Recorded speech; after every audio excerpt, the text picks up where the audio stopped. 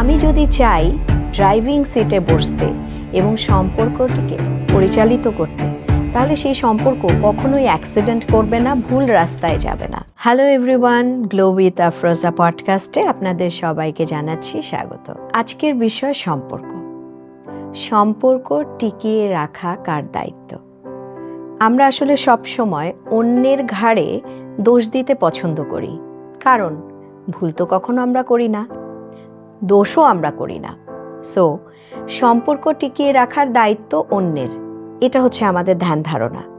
এবং এই ধারণাটি যে আসলে ভুল, এই ধারণাটি যে আমাদের সম্পর্কগুলোকে তিলে তিলে শেষ করে দেয়, আমরা আসলে কখনো বুঝতেও পারি না। সম্পর্কগুলো টিকিয়ে রাখার দায়িত্বের মূল মন্ত্র বা সম্পর্কের এই চাবিকাঠি যে আমার হাতে, এটা যদি আমি বুঝতে পারি, তাহলে আসলে ভুলগুলো কখনো হতে পারে না।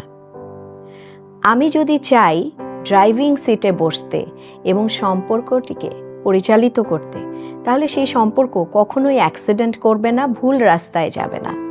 আমরা সব সময় অন্যেরকে যদি ড্রাইভিং সিটে বসিয়ে দেই এবং আমি মনে মনে ভাবতে থাকি সে আমাকে অ্যাক্সিডেন্ট না করিয়ে অন্য জায়গায় নিয়ে যাবে, তাহলে কিন্তু হবে না।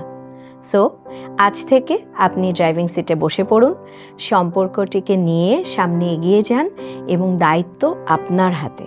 আপনাকেই পরিচালিত করতে হবে আপনার সম্পর্কটি।